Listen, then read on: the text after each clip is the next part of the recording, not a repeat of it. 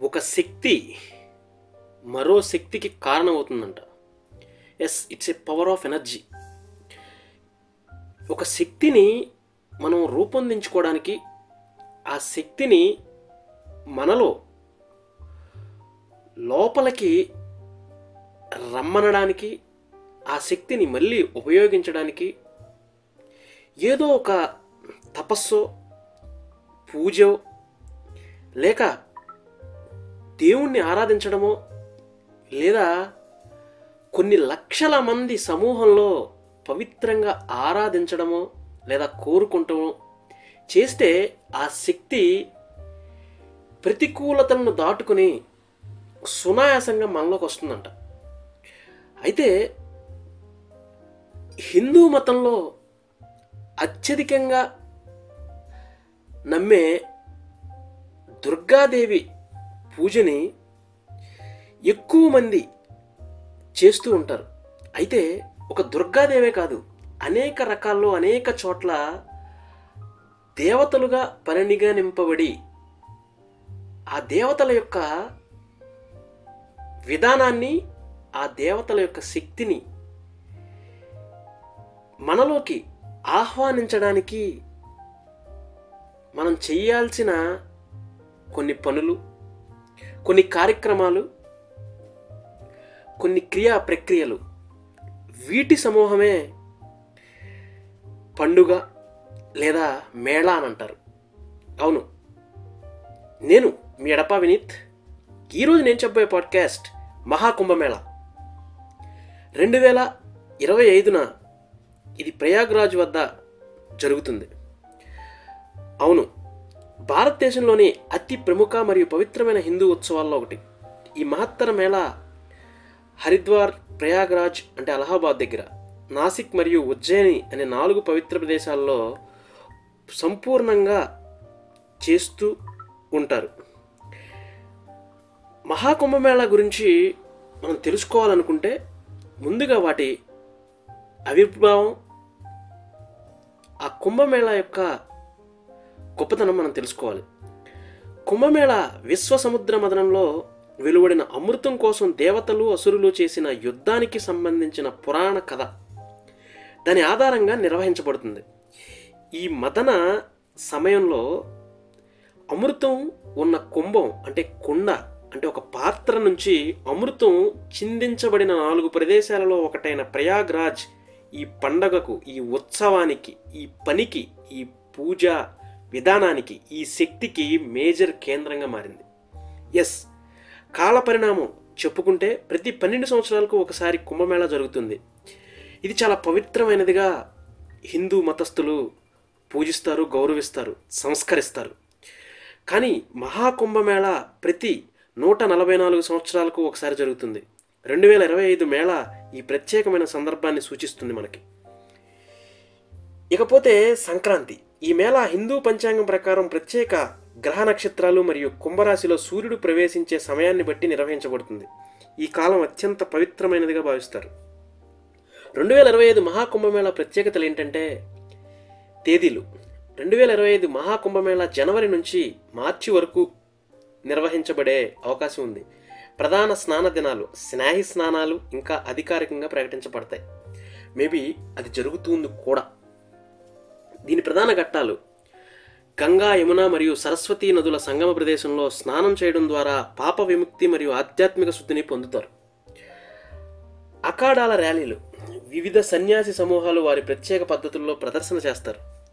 యోగ, ధ్యానం, ప్రసంగాలు, ఆధ్యాత్మిక గురువుల ఉపన్యాసాలు, వేద పఠనాలు, ధార్మిక కార్యక్రమాలు నిర్వహించబడుతున్నాయి. అంచనాలు: 2025 మహాకుంభమేళాకు 15 కోట్లకు పైగా భక్తులు హాజరవుతారని ఒక అంచనా ఉంది. అది జరుగుతుంది. దేశంలోని అన్ని రాష్ట్రాలతో పాటు ప్రపంచవ్యాప్తంగా ఉన్న భక్తులు ఈ మేళాకి వచ్చి తీరుతారు. ఎందుకంటే హిందువులు అత్యంత సాంప్రదాయబద్ధంగా చేసే కొన్ని పనుల్లో ఈ పండగ ఉత్సవం ఒకటి.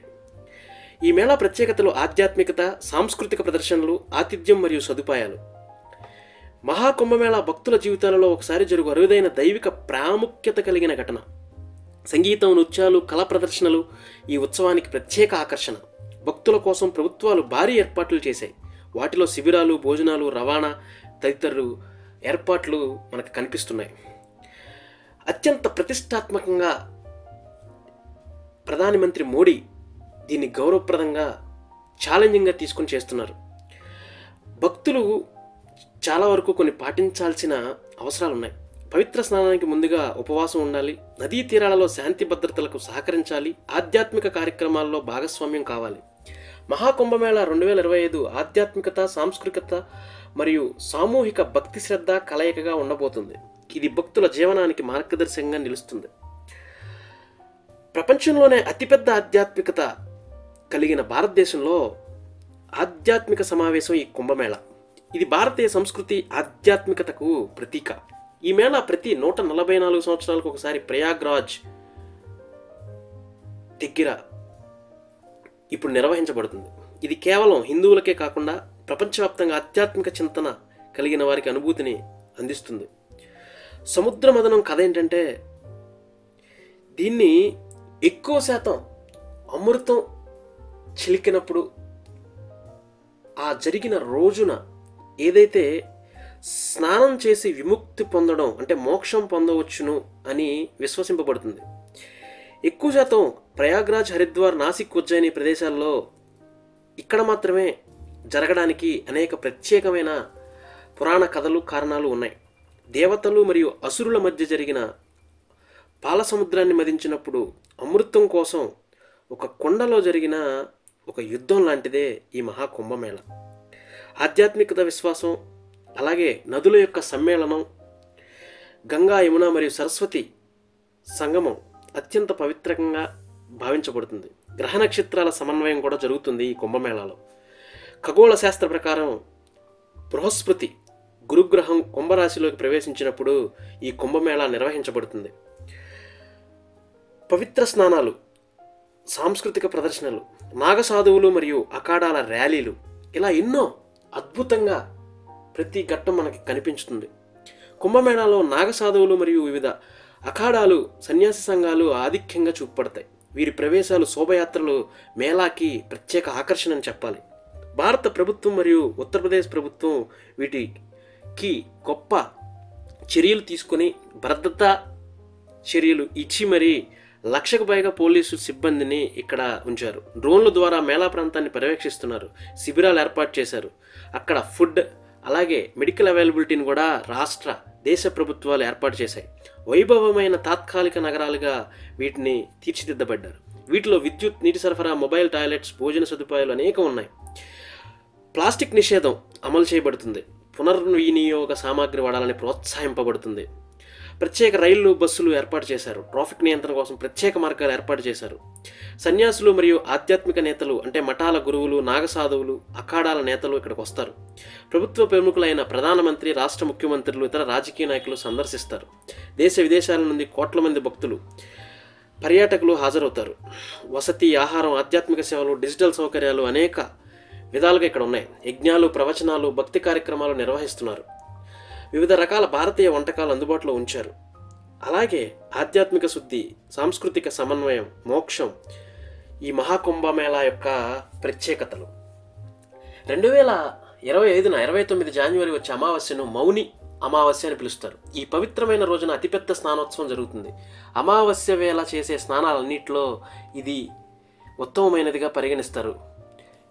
ఈ కాలంలో పూర్వీకులను స్మరించుకుంటూ స్నానం చేసి మౌని అమావాస్య వేళ దానం చేయడం వల్ల ప్రతికూల శక్తులన్నీ తొలగిపోయి గొప్ప శక్తులన్నీ మనలో వస్తాయని చెప్పి ఒక గొప్ప నమ్మకం. దీంతో మీ ఇంట్లో ఆనందం, శ్రేయస్సు పెరుగుతాయనేది ఒక నమ్మకం. కాబట్టి 3 ఫిబ్రవరి 2025 వచ్చే పంచమి తిథి నాడు సరస్వతీదేవికి ప్రత్యేక పూజలు నిర్వహించారు. ఈ పవిత్రమైన రోజున నదీ స్నానం చేయడం, అమ్మవారిని ఆరాధించడం, చిన్నారులకు విద్యాభ్యాసం ప్రారంభించడం, దాన ధర్మాలు చేయడం వంటి కార్యక్రమాలు నిర్వహించారు. ఇక మాఘ పూర్ణిమ గురించి మనం చెప్పుకుంటే, మాఘ పూర్ణిమ మహాకుంభమేళాలో ఆధ్యాత్మిక చింతనకి ఒక గొప్ప పూర్ణిమ వేళకి పవిత్రమైంది. 12 ఫిబ్రవరి 2025 మాఘ పూర్ణిమ వేళ పవిత్రమైన గంగానదిలో స్నానం చేయడం వల్ల మీ కోరికలన్నీ నెరవేరుతాయి. అదేవిధంగా పూర్వీకులను స్మరించుకుంటూ దాన ధర్మాలు చేయడం వల్ల మీ మోక్షం కూడా లభిస్తుంది. ఈ పర్వదినాన చంద్రుడు తన నిండు కిరణాల ద్వారా ప్రజల బాధలను తొలగిస్తాడని చాలామంది నమ్ముతుంటారు. అయితే ఇక్కడ నాగసాధువులు అలాగే మఠాల పెద్దల యొక్క అనేక మంది శ్రద్ధతో కూడిన కొన్ని విశ్లేషణలు, ఆధ్యాత్మిక పాఠాలు, వాటి యొక్క రహస్యాలు ఇక్కడ చెప్పబడతాయి. శివయ్య పార్వతీదేవిని స్మరించుకుంటూ మహాశివరాత్రి వేళ ఉపవాస దీక్ష చేపట్టాలి అని అనుకుంటాడు. ఈ పవిత్రమైన రోజున శివపార్వతుల కళ్యాణం జరిగిందని చాలామంది నమ్ముతారు కూడా. అందుకే ఈ రోజుకి ఎంతో ప్రాధాన్యత ఏర్పడింది. ఈ సమయంలో నదీ స్నానం చేయడం వల్ల ఎన్నో ప్రయోజనాలు కలుగుతాయని చాలామంది నమ్మారు, నమ్ముతారు కూడా. ఇక్కడ అందించిన భక్తి సమాచారం, పరిహారాలన్నీ మత విశ్వాసాలపై ఆధారపడి ఉంటాయి. అదే నేను కూడా చెప్తున్నాను. ఇవి కేవలం ఊహల ఆధారంగా ఇవ్వబడింది. దీనికి సంబంధించి ఎలాంటి శాస్త్రీయ ఆధారాలు కూడా లేవు. కానీ అంతకుముందు యొక్క పఠనాలు, అంటే గ్రంథ పఠనాలు, శాస్త్రాలు, వేటైతే వాటికి పూజా విధానాలు ఉన్నాయో వాటికి హిందూ ధార్మిక సంస్థల నుంచి వచ్చిన సమాచారం మాత్రమే నేను సేకరించి మీ ముందు పొందుపరుస్తున్నాను. ఇంకా అనేక విధాలుగా సమాచారం ఈ కుంభమేళా మీద ఉంది. ఎందుకంటే కొన్ని కోట్ల మంది ఆరాధించే దేవుళ్ళు, దేవతల యొక్క సమాచారం కాబట్టి మనం ఎంత నేర్చుకున్నా, ఎంత తెలుసుకున్నా మిగిలే ఉంటుంది. కాబట్టి ఈ పండగలు, ఈ మేళాలు, ఈ ఉత్సవాలు అనేక విధాలుగా జరగాలి. ప్రజలు గొప్పగా, చక్కగా, మంచి విధానంలో ముందుకెళ్ళాలి. దేశం, రాష్ట్రం అందరూ సుభిక్షంగా ఉండి మంచి పేరు తెచ్చుకోవాలి. ఆ దేవుడి యొక్క పవిత్ర పండగని అందరూ కూడా కలిసిమెలిసి చేసుకుని భారతదేశం యొక్క ఆధ్యాత్మిక చింతనని, ఔన్నిత్యాన్ని బయట విదేశాలకి మనం తెలియచెప్పాలి. మన యొక్క కల్చర్ని మనం కాపాడుకోవాలి. అలాగే యూనిటీ ఇన్ డైవర్సిటీ, అన్ని మతాలని మనం కలుపుకోవాలి. ప్రపంచంలో భారతదేశం యొక్క ఆధ్యాత్మిక చింతన విధానాన్ని బయట విదేశాల్లో తెలియచేయాలి. అందరితో పాటు మనం కూడా కలిసిమెలిసి ప్రపంచాన్ని జయించాలి. జై హింద్.